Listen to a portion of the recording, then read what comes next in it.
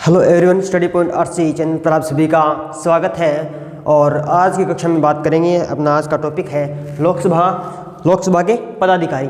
पिछली कक्षा में लोकसभा के बारे में बात कर चुके हैं कि कितनी सीटें होनी चाहिए, वर्तमान में कितनी है, पहले कितनी थी, और लोकसभा के अन्य तथ्यों के बारे में पढ़ा कि लोकसभा में किस प्रकार से कि उसके पास क्या शक्तियाँ हैं, प्रत्येक चीज़ लोकसभा के बारे में डिटेल से पढ़ा। और संसद के बारे में बात की कि संसद के अंग कितने होते हैं। हमने बात की कि संसद के 3 अंग होते हैं, कौन कौन से? राष्ट्रपति, लोकसभा, राज्यसभा। और कितने सदन होते हैं संसद में? 2 होते हैं, एक होता है राज्यसभा और एक होता है लोकसभा। और एक ट्रिक की बात की कि संसद जो है 79 अनुच्छेद में है, सरला सैसी संसद 79 में, रैसी राज्यसभा 80 में, लोकसभा है वो 81 में। तो आज बात करते हैं लोकसभा के पदाधिकारी की, और अगली क्लास में बात करेंगे राज्यसभा की। फिर दोनों की शक्तियों के बारे में बात कर लेंगे कि राज्यसभा की क्या शक्तियां हैं और लोकसभा की क्या है। इसका मतलब 2 क्लास ही हो रही संसद की। उसके बाद में अगले टॉपिक के बारे में चर्चा करेंगे। चलो पढ़ते हैं हम लोकसभा के पदाधिकारियों के बारे में, ठीक है। देखो, लोकसभा किस अनुच्छेद में है? 81 में। सभी को पता है किस में है? 81 में। रुकिए एक मिनट, लोकसभा किस में? 81 में, ठीक है। 81 में, कौन से में? 81 में। लोकसभा के पदाधिकारी, लोकसभा पदाधिकारियों का उल्लेख किस अनुच्छेद में है? पहली बात तो ये है कि अनुच्छेद 93 में कहा गया है कि लोकसभा में पदाधिकारी होंगे। कौन कौन होंगे?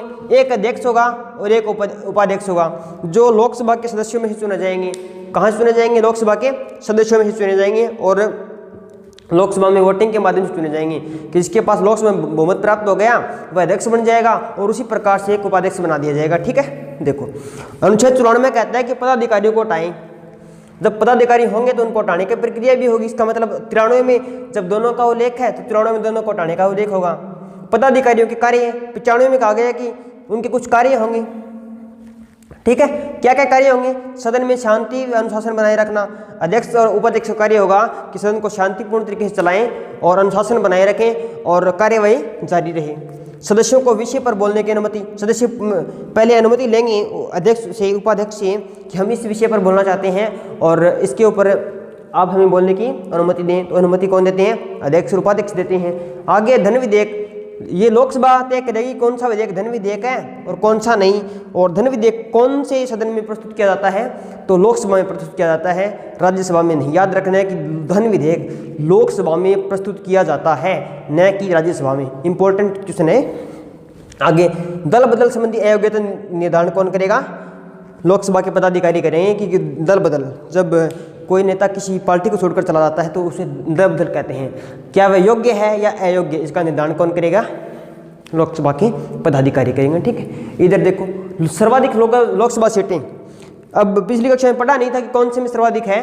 वैसे हमने एक क्लास पीछे डाल रखी है कि लोकसभा और राज्यसभा की सीटें, कौन से राज्य में कितनी लोकसभा सीटें, कौन से राज्य में कितनी राज्यसभा सीटें, उसकी वीडियो देख लेना। हालांकि अधिकतम वाली देख लें। सर्वाधिक उत्तर प्रदेश में कितनी? 80। फिर महाराष्ट्र में 48, फिर पश्चिम बंगाल में 42, उत्तर प्रदेश, यूपी में 80, महाराष्ट्र, इसको MH लिखा हुआ है महाराष्ट्र को, तो महाराष्ट्र में 48 है। वेस्ट बंगाल में 42 है, तीसरे पर है। अब ये कुछ फैक्ट है। प्रथम लोकसभा अध्यक्ष कौन थे? गणेश वासुदेव मावलंकर।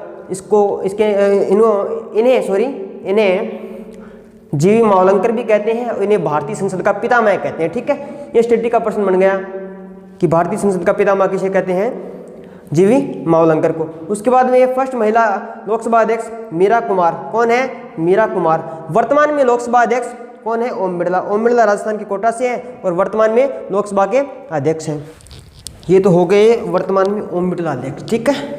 अब देखो, पिछली कक्षा में जो बात की थी उसको थोड़ा सा दोबारा दोहरा देते हैं क्योंकि चीज़ें इंपॉर्टेंट है इधर वाली। कि मूल संविधान में लोकसभा में कितने सदस्य थे? मूल संविधान में लोकसभा में सदस्य कितने थे? 500। उसके बाद में हो गए 552। अधिकतम कितने हो गए? 552 हो गए। ये 552 कैसे हुए? 530 तो राज्यों से, 20 केंद्र शासित प्रदेशों से और 2 अंग भारतीयों का मनोनयन राष्ट्रपति द्वारा किया जाता था, ठीक है। वर्तमान में अधिकतम कितने हो सकते हैं? 550 हो सकते हैं। और वर्तमान में हैं कितने? 543। पूछ ले, वर्तमान में भारत की लोकसभा में कितने सदस्य हैं? तो कितने हो जाएंगे? 543। वर्तमान में कितने अधिकतम हो सकते हैं? तो वर्तमान में 550 अधिकतम हो सकते हैं। पहले 552 होते थे तो 2 का मनोनयन रद्द कर दिया गया है। पूछ ले, किन का मनोनयन रद्द कर दिया गया है? तो अंग भारतीय जो समुदाय के सदस्य थे उनका मनोनयन रद्द कर दिया गया। कब कर दिया गया? 2 का मनोनयन रद्द कर दिया गया 104वां संविधान संशोधन 2019-20 के द्वारा। किसके द्वारा? 104वां संविधान संशोधन 2019-20 के द्वारा 2 आंग्ल भारतीयों का मनोनयन लोकसभा से रद्द कर दिया गया, निष्प्रभावी कर दिया गया। तो वर्तमान में कितने हो जाएंगे? 543। वर्तमान में अधिकतम कितने होंगे? 550 और मूल संविधान में कितने थे? 500। ठीक है, ये चीज़ इंपॉर्टेंट है, ये इंपॉर्टेंट, वेरी इंपॉर्टेंट है। ये दरवाजा भी ध्यान रखना है कि अध्यक्ष उपाध्यक्ष होते हैं अनुच्छेद 93 में है, उनको 94 से जाता है, उनके वो उसके बाद में शक्तियाँ जो कार्य है उनके वो 95 में है। और वर्तमान में लोकसभा अध्यक्ष ओम बिरला है, ये तो याद रखना ही है। पहले कौन थे? जी मावलंकर थे और इन्हें भारतीय संसद का पितामह कहा जाता है। ठीक है, थैंक यू, मिलते हैं नेक्स्ट क्लास में।